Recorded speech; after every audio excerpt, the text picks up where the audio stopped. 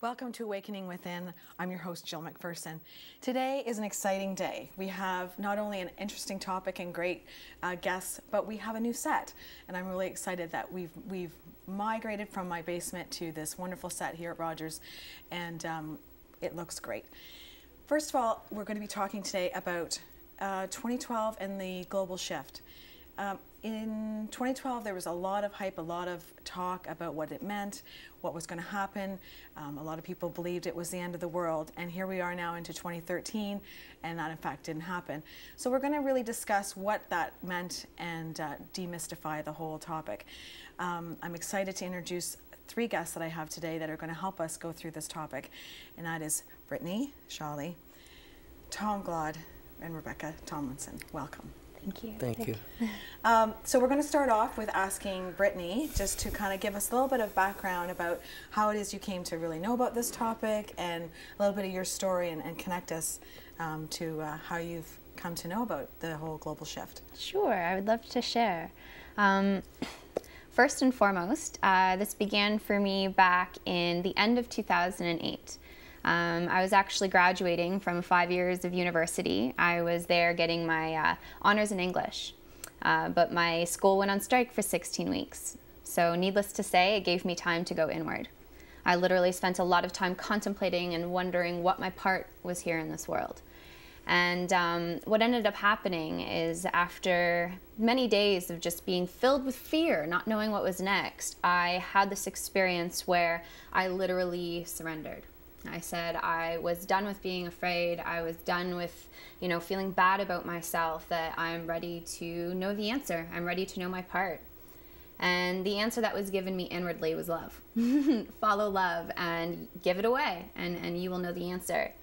So after that, I let go of the idea of, being a teacher in the school board, and I literally started up my own practice. So for the next year or so, I dove into being a life coach and a hypnotherapist and an NLP practitioner, and I continued forward with gaining all the modalities and credentials having to do with the mind, because I realized at that time that it was my mind that was the powerful tool. And as I began to change my mind from fear to love, my entire life changed. So I literally can say that I experienced an inner awakening, right? Okay. And from that inner awakening, I continued to go throughout the years of demonstrating the power of my thoughts and the power of the universe to bring everything into my experience. And in 2010 was when I got to have an amazing experience in Maui, Hawaii that again changed my life experience. And coming home, I said, okay, I'm ready for, a partner where I can literally help shift this world. So that it's better for everyone involved.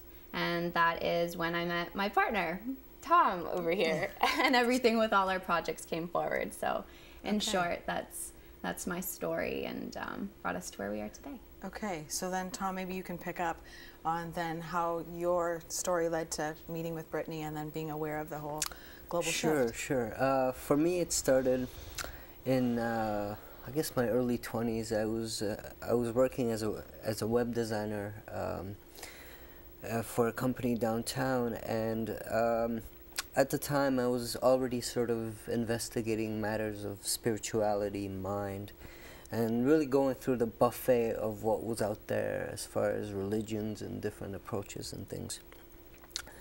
And what became clear to me is that the key to how I was experiencing life and how a lot of people, or most people, were experiencing life was through the mind. So I began to study the mind. I began to study my own mind, and I began literally training my own mind so that my mind wouldn't think by itself, so that I would be sort of in control of my mind and not and basically be conscious instead of having my mind unconscious and thinking about the past and the future and all this stuff. And still doing this, I reached a point where, I sort of walked myself into a corner, and I had no way out. And instead of attempting another plan of my own, instead of attempting a new action of my own, much like Britney, I surrendered. And I said, you know what, I've read all these books, I've done all these things, but still, I do not understand anything because I'm unhappy, I'm suffering. Right. And so that willingness just gave me an experience in which I often describe as literally the lights coming on Right. in my mind, and being able to see through vision, through reason, and not simply my physical senses and physical eyes. And then you know, I went through many years of sort of sharing this. I'd written a book and had a blog, website, videos, and all this stuff, sharing the lessons that I've learned. Then one day I just met Britney. we met on a group online, and the rest is history. So now you're working on this journey together. Yeah. Yes. Yeah. Of the global shift. Good. Yeah. Rebecca, how did you come to know about the global shift? And welcome back. We've had you on the show before, Yes, thank and you. it's great to have you back again. Yes, thank you. Always happy to be here and share. For me, on this particular topic, certainly it's been a lifelong journey of wanting to always help people, wanting for people to share and joy. That's just been a natural tendency that I've had throughout childhood, forever. I've known no different. But where I think that came to a peak was as I left university, as I left high school and went to university, then I was discovering a lot about this world, a lot of ways in which, and specific avenues that needed more consciousness, more love, basically, brought into the operating systems. So I in many ways could say that I almost became overeducated to a certain degree. I became a little disheartened at certain points. But during that time also I was very interested in Native studies, so I was taking Indigenous studies courses at the time. And one of my Native friends introduced the idea of this 2012, the December 21st, 2012, that this was this day that the Mayan calendar was ending, and there was so many markers in various cultures across the world that were showing that this date was particularly noteful because there was to be an end of a cycle. But it was clear to me from even then when it was explained to me that this wasn't necessarily meant to be apocalyptic, but that it was meant to be a shift, right? So and that was back in 2004 Okay. that I found out about this. So this has been about 8 years, not going on 9 years, that I've been aware of this in the consciousness. Shift that was coming. Yeah. Yeah. So in those years, I went through a wide array of emotions, and at first, certainly, like feeling discontent, not sure, oh my gosh, what if, but then that slowly transitioned as I started to meet other people who shared the same vision of that love is the only way, and that can really fuel each and every decision that we make. And so it's just kind of been building this bigger and bigger posse with people around me, meeting my dear friends. A global Britney shift and Tom. posse. Yes, Like it. Okay, yes. good. Yeah. Yeah, and it's slowly learning that all of us in our hearts share this, but we often aren't given opportunity to articulate it, right? So I find even if people are conscious of it or not, they do want to shift, and they would like to see a better world for themselves and their children. And again, similar with Britney and Tom, much of that understanding has come from self-discovery of spending time alone, spending time within, spending time in nature or whatever that would allow me space to actually come to a peace in my mind, to realize that not so much to change the world, but to change our minds about the world. Okay. Right? So. Okay, so take me then from, just get right into explaining the whole 2012. So if it wasn't about the world coming to an end and exploding like it didn't, what was it about? What were the Mayans saying? Everyone knew it was about this Mayan calendar, and what were the Mayans saying? Britney, do you want to? Sure, I'll touch on this part. What was made clear to me with this idea of 2012, the world ending, was that it was the world ending as we know it. Okay. Because currently the way in which, we view the world is quite, I guess you can say, separate, right? For example, we will have, the starving people in Africa and yet the obese people in America, right? We find that we're having this trouble within our economic system, but all of these things around us aren't really matching up, but that's all that we know, Right. And so what I found is that this 2012 shift was a shift in how we see it. So it's a shift in perception, a shift in mind. Okay. And when we change our mind about the world, like Rebecca said, we change the world. Right. Because no longer are we seeing it through the conditioned mind of this world. So no longer are we seeing it through what our parents taught us, or what school taught us, or society taught us, the government taught us. But now we're seeing it through the eyes of our higher intelligence, right? Seeing it through the eyes of reason, seeing it through the eyes of our soul. Right. So rather than living through paradigms, rather than living through these belief systems that have been passed down from generation, and then seeing the world through those belief systems, now you're saying it's kind of like everyone's sort of like going, wait a second, questioning this, and then kind of go on, you know, maybe even, as you say, like rising above it. Going like, I'm not going to buy into this package of this is the way it has to be, this is, you know, the way I have to act, the way I have to think, the way I have to, you know, be a victim or whatever the story is, and rise above to a higher intelligence. What does that mean?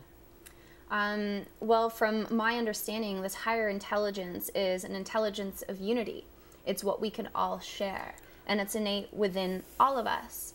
And it truly gives us this new vision of equality, of joy, of, you know, cooperation and working together. So it literally is the means to change our world from perhaps feeling like a victim or afraid or not good enough. And it allows us to embrace our ultimate beingness, right? Which is completely happy and healthy and filled with life. And so that's ultimately what we want for everyone. And this higher intelligence is within all of us to learn from and experience in our daily lives. And I feel this is, you know, what we're bringing forward to share. Great. That it's possible for all of us to experience. Great. Well, that's excellent. Good start to the topic. And we will be right back.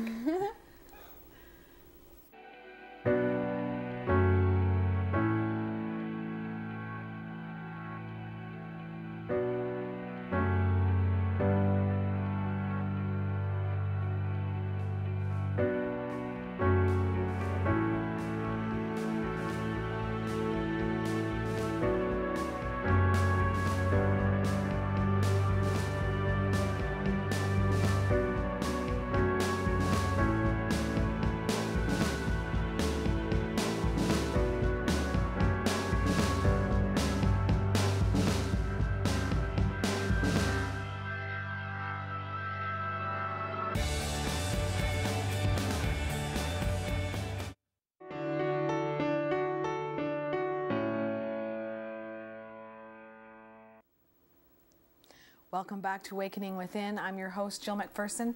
Today we're talking about a really very interesting topic, the global shift, the 2012. What was it? What is it? What's happening? Answering those questions that many people had, especially now that, you know, it's 2013 and we made it.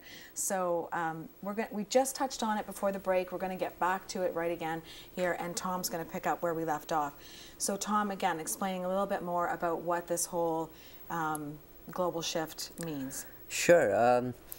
Well, to me, it's become quite evident that a lot of people, more and more people every day, are looking for new ways for this world to work and looking for new ways to look at the world. Because let's face it, you know, we live in a really funny world where things don't often make sense. And you know, you have kids, and I'm sure your kids have asked you, you know, this doesn't make sense. What are you doing? You know, like it's evident to really anyone with reason that things need to change, and a lot of people are starting to see that right now.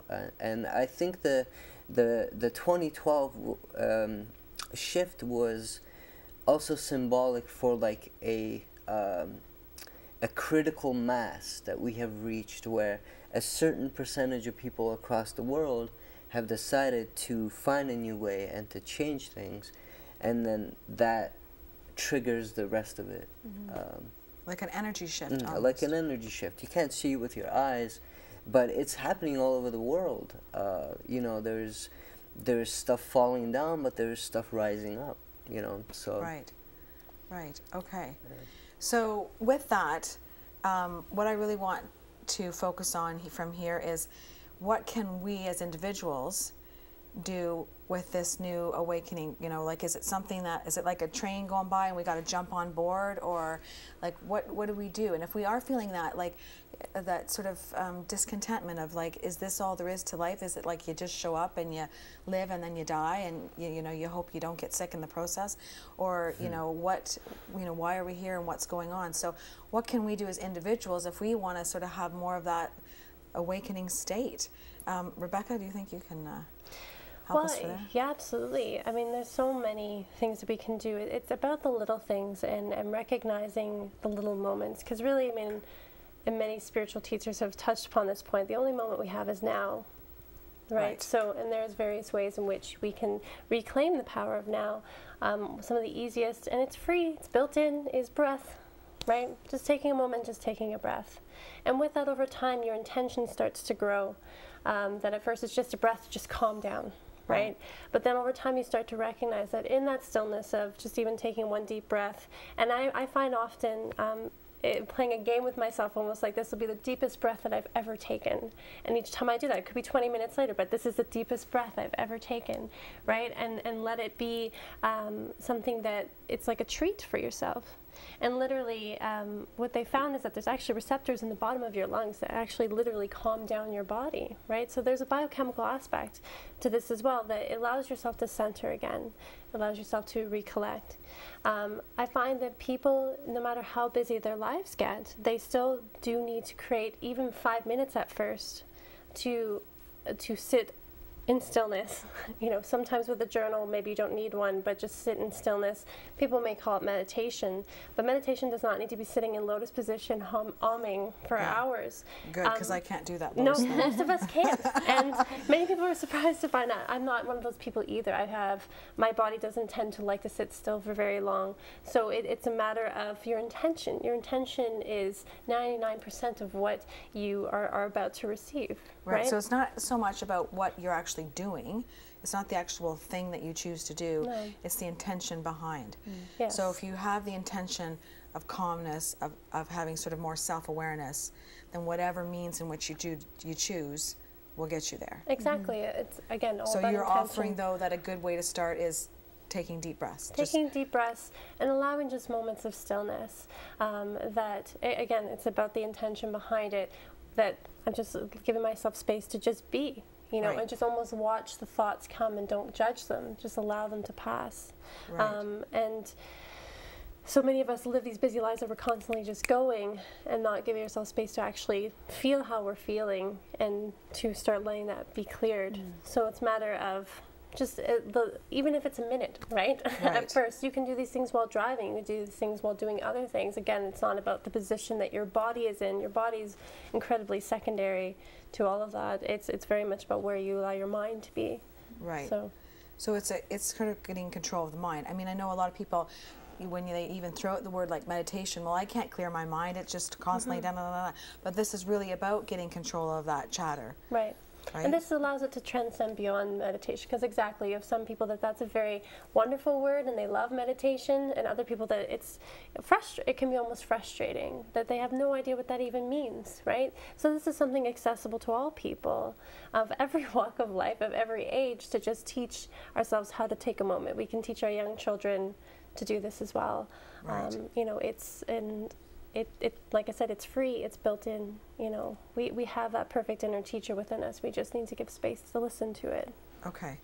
Brittany, did you have something to add? Some individual examples that people can... Thank you. I kind of wanted to extend on to what Rebecca was saying. She was saying that it's important to almost be in that space, watch the thoughts, and to feel it, right? I kind of like to say, if we're not feeling it, we're not healing it, right? So to give ourselves time to feel what's going on inwardly so that we can shift it. So to know that the possibility in shifting how we are currently feeling, how we are currently thinking is possible, and to know that we're always reaching for that state of peace. Right. So for example, right, with this understanding of mind, I'll just give a little backdrop here, right? Because within each of us, we have two minds, right? The first mind is the thinking mind that we've been talking about, the conditioned mind. I like to use the word ego, but it's not the Freudian ego, right? This is ego being synonymous with fear. Okay. So it's encapsulated in fear. So it's that voice that kind of does that sabotaging thing. Every time you want to do something, it says, "Who do you think you are? You're not good enough. You're not good enough." Yeah. Voice of doubt. Right. The one that's chatter, chatter, chatter all the time. The one that we can't shut up when we want to meditate. Exactly. Okay, gotcha. That's the ego I know mind. that one. You know that mind. Yeah, we all know I'm that with mind you. very well. Yeah. Okay. Okay. And so that is the mind that we are learning to shift out of. Okay. Because that is our conditioned mind. That is good. all we know. We're learning to shift out of that mind. Okay. And also we touched upon the idea of, well, what is this higher intelligence, right? Right. It is this higher mind or the higher self or spirit or soul or whatever people want to call it. The name is irrelevant, but it resides within also. Okay. So when Rebecca is saying, take those moments to just breathe and to be still, the reason we're doing that is because we are creating space within the self to now listen to our higher mind to remind us of what is true. Okay. So I like to say a thought that when I'm not at peace, so when I recognize, okay, I'm angry or I'm frustrated or I'm annoyed or I don't feel good enough, I know I can change that because that's the mind of fear. Okay. There's another way of seeing it. So I like to tell myself, and we all can tell ourselves, I can see peace instead of this. Okay. And that's it. This one thought. I can see peace instead of this. This opens us up to the willingness to see it differently. Okay. And all we need is the willingness. The Right. willingness will carry us to the shift in perception. Okay. But we need to take right, the because time. that's my question. Like, if you've said we've got two voices, it's even Yes. having that discernment between, Yes. well, which is which, because I've got one voice saying this and I've got one voice saying that. So you're saying that the ego voice is the one that's fear, that's the negative. Speaks first. Then you know that's you can recognize that that's the ego. Yes. But if you have a voice that's offering you peace or love or an alternative way of perceiving your external world, you know now you've tapped into the higher self. Yes, exactly. Okay. And our main objective is to continually learn and listen from this higher self to ultimately be our higher self, which is our ultimate potential here. Right. And that's how we can be of highest service to the world as well. Right. Because would you say, Tom, that a lot of times we have to stop and realize that everything happening around us is really neither good nor bad, you know, black or white. You know, it's not this black and white world anymore. We can, you know, not that it ever was, but we can choose now to perceive it from a different space. Yeah, we live in a world of perception where each person, each mind has their own perception based on their life experiences and their goals, their fears, their dreams, Their paradigms, everything, right. everything. And we all perceive through the filters of these minds. So what Rebecca and Brittany have been talking about is really mind training so that we can begin to undo false conclusions that we've made in the past about what we want, about who we are, about what the world is, what it's for, everything. One example of that is, you know, a young child you know, concluding that, for example, if she's not skinny, that she's not beautiful. That's a conclusion that can be made through external influences, but it's a conclusion that will, you know, influence the rest of her life until she changes that conclusion. And this is where, you know, the subconscious mind goes into it, and basically mind is very important in this, to learn to pay attention to our minds, to first notice how much our mind is thinking all the time, past, present, future. It's horrible. Just constant. You know, and when we begin to practice mindfulness, we begin to see gaps between this constant thinking. And in those gaps, that's when new perceptions are able to enter, new ideas are able to come in, and old perceptions are able to be undone. Great. So. Yeah. Great. So it's in those gaps then that we can use the breathing practice, or the breathing practice helps to create the gaps. Is that what you would? Yes. That you Yeah. would Helps say? create stillness. Yep, space, Right, awareness. so that we can, like Brittany said, come back to that place of feeling. and get out of the monkey mind, right? Another very powerful tool that I use often is we can ask ourselves a series of questions, right? And one that I find most powerful is, do I want to be right about what I'm experiencing? You know, that I have all these decisions that I've made about what I'm seeing, what my body's experiencing, hearing, or seeing, or do I want to be happy? Right, and again, that's very much in alignment with what Britney said about I can see peace instead of this. That it would be in happiness that we would experience peace, and it would be in happiness that we would experience healing and a new perspective, and not feeling a victim of our world. And I'll take a deep breath right there, and we'll go to break. We'll be right back. Sorry.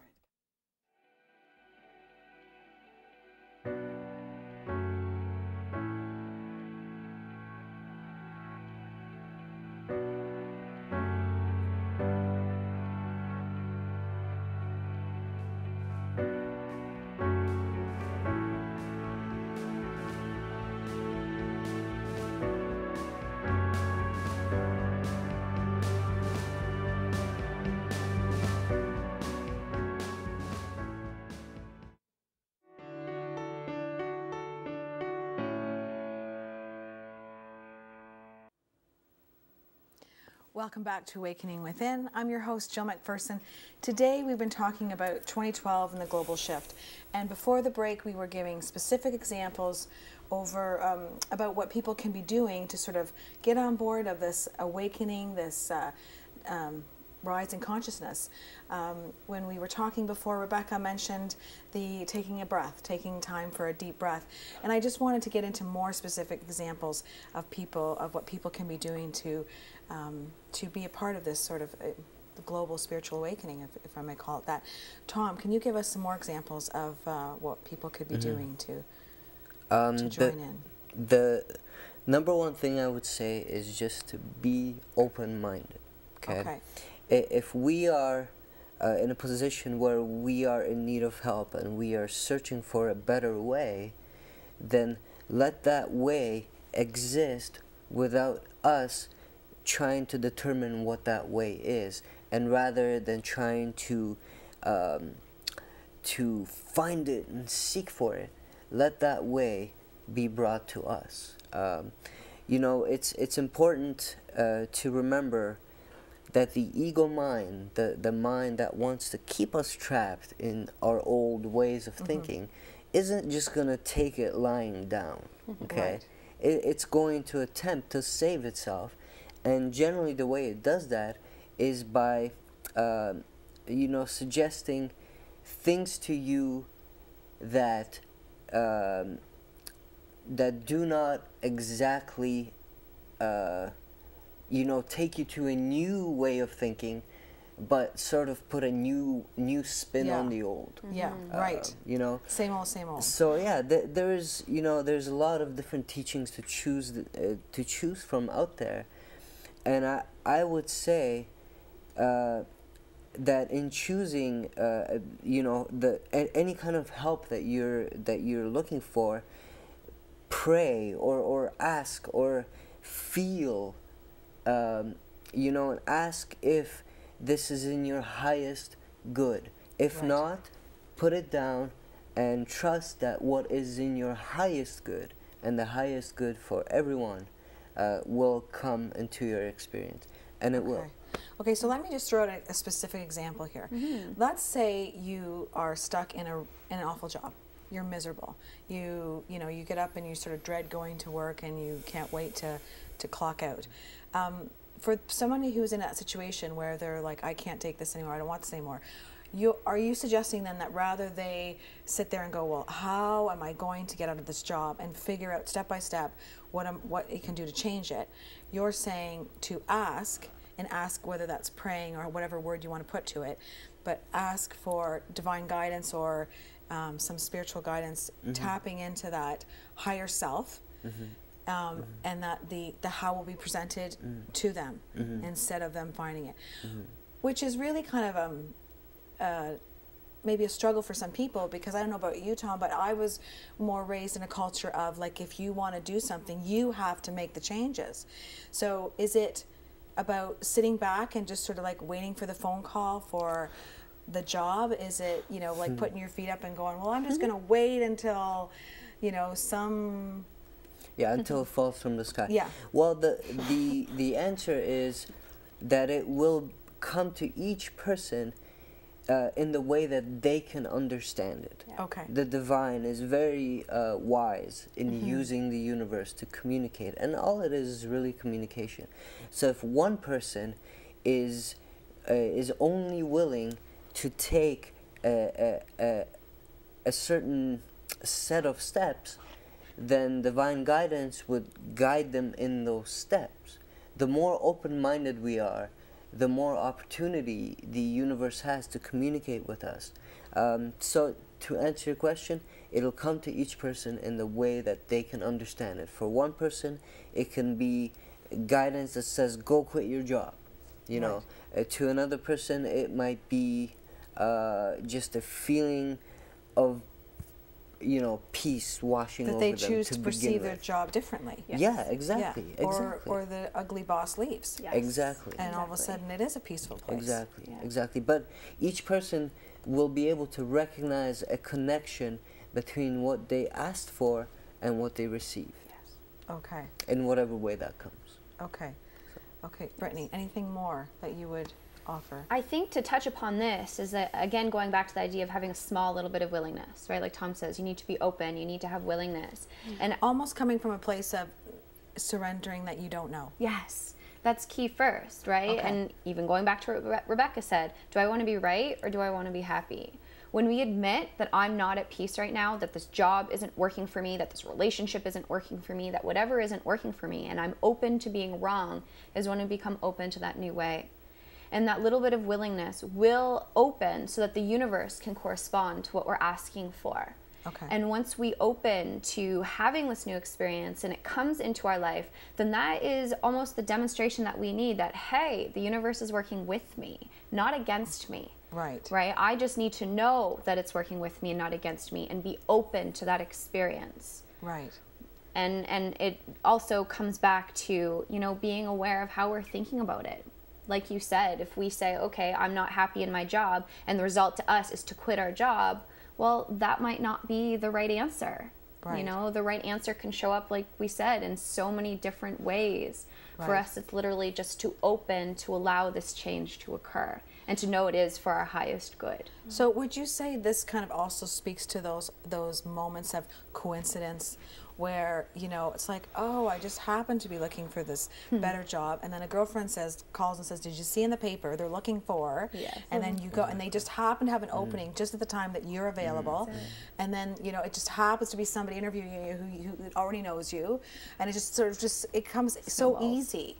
And then you think, oh, it's all, what a coincidence. Isn't that nice that that happened that way? But it's really perhaps not a coincidence then. Our thoughts are powerful. And even if it doesn't flow immediately, sometimes that process, like Tom was implicating as well, that sometimes it will be in a certain, that for some people, that they need to feel like they put that hard work into it, that's a way in which would be helpful for them to own the process. Right. So there's also opportunity for those that would be the best way for them to receive that as well. Right. I think I just want to add one other point as well. A big part of this global shift concept is understanding the power of the accountability to ourselves and to our feelings. And understanding that all these little grievances, these little upsets that we hold in our daily life, that we either can do two things with them. We either internalize them and feel worse about ourselves, feel very little, feel depressed, do not understand the Beat ourselves up. capacity Yeah. of what we are as creators, or we project them outward. And they often come out when we are upset. We project them in various ways. Right? From just snide comments to right out vindictiveness, right? So our ego self only has two ways in which it deals with pain, either to internalize it believing that we deserve it, or to blame others. And project. And project. So the way the main aspect of this global shift is personal accountability, and to understand that is a very beautiful process.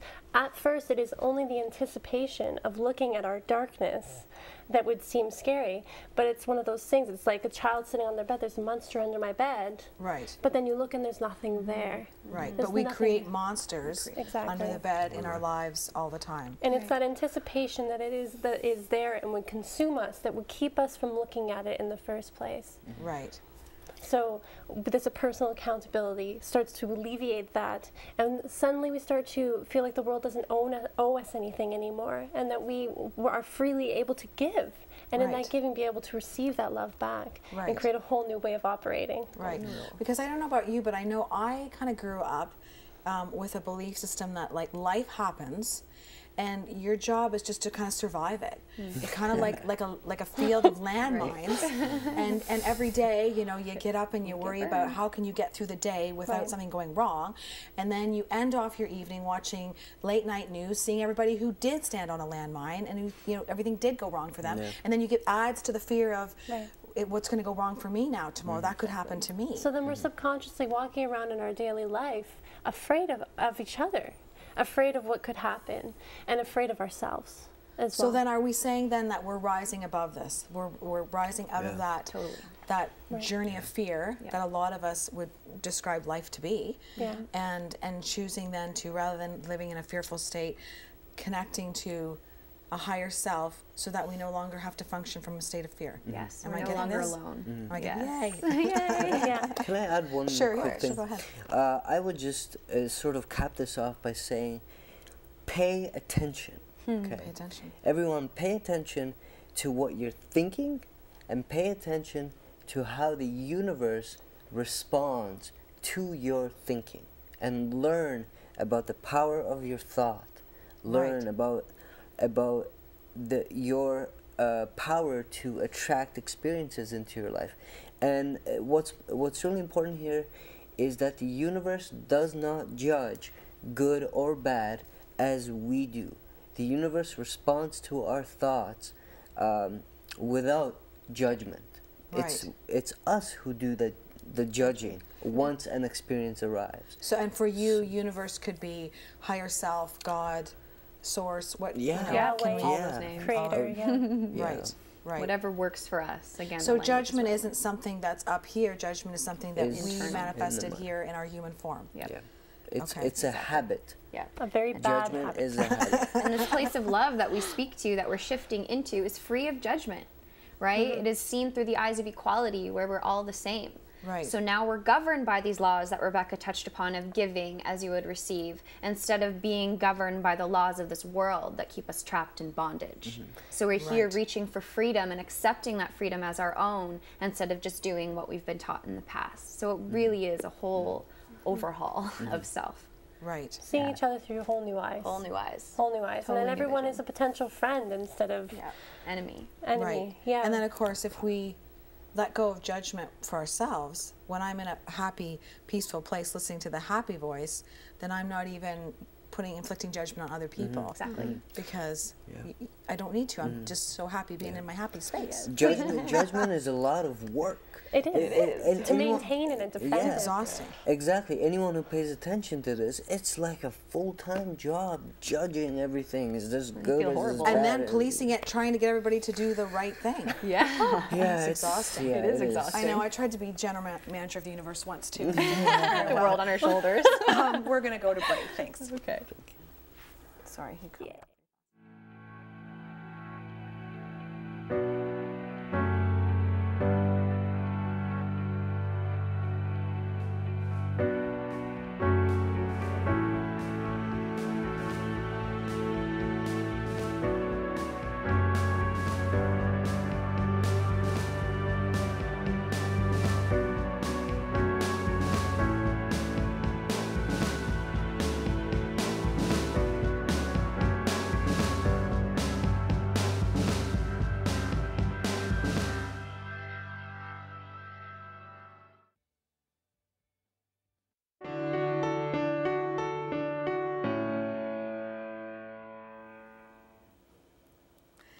Welcome to Awakening Within. We're back talking about 2012 and the global shift. and really discussing what that means.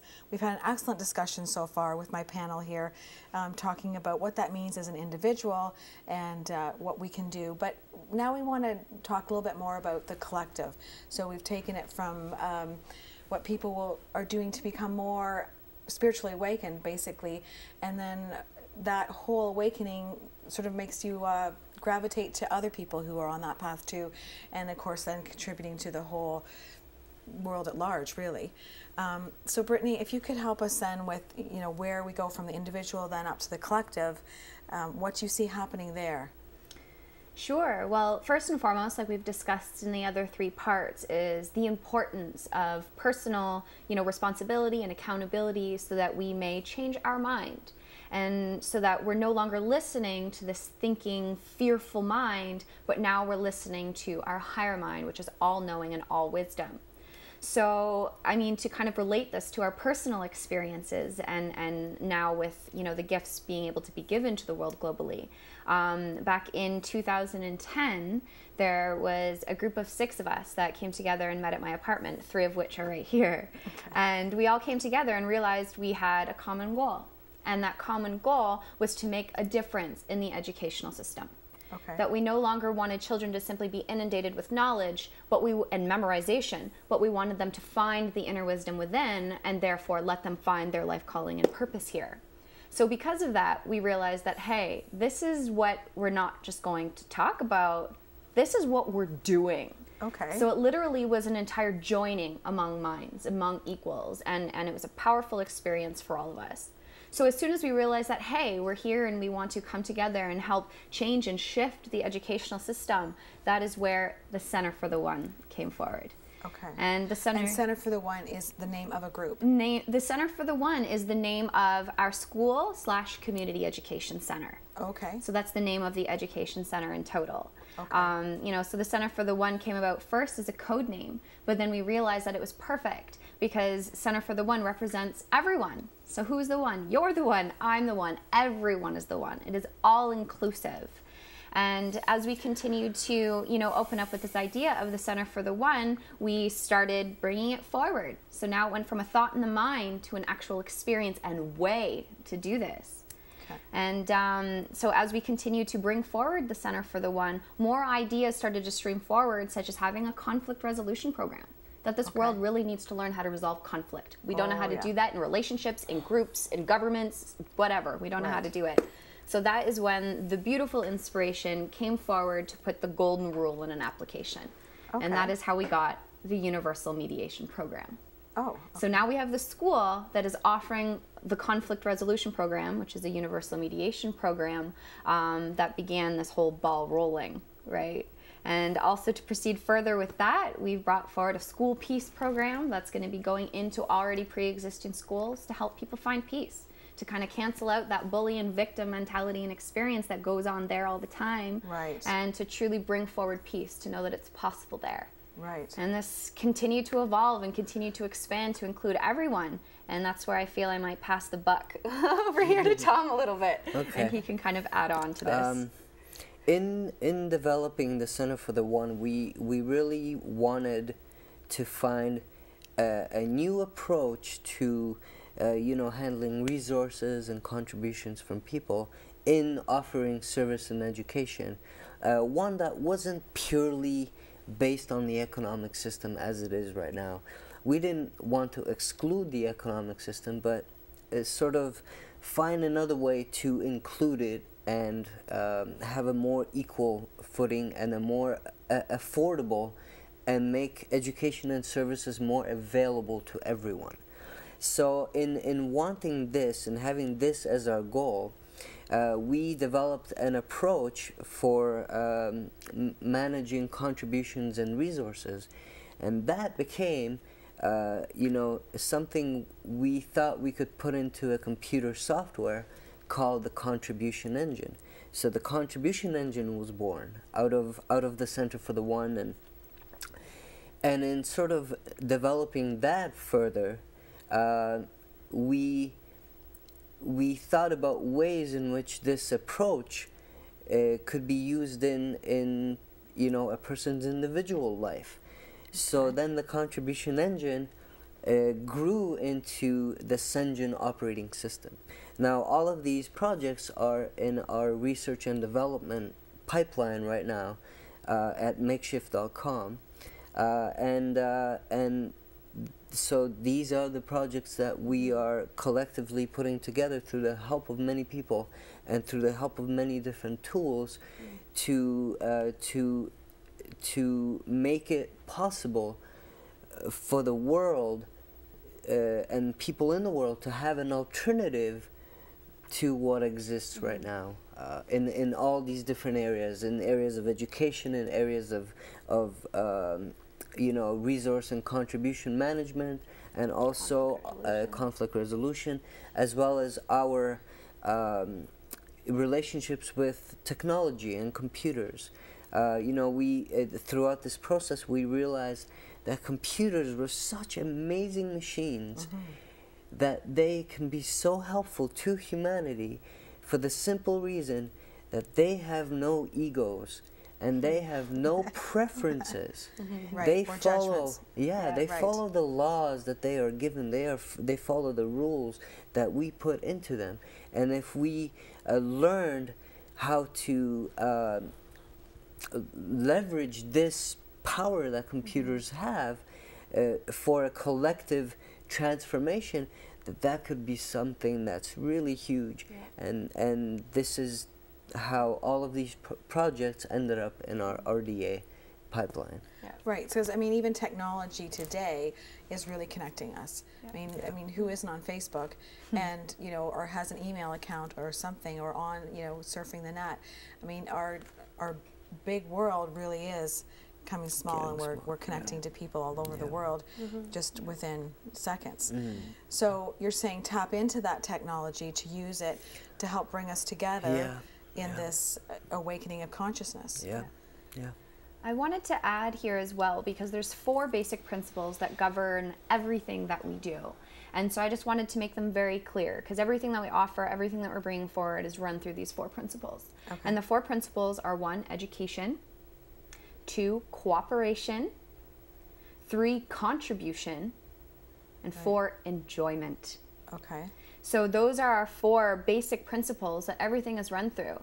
So now it is under the context of teamwork and truly thriving and learning, even from our higher self, our higher mind.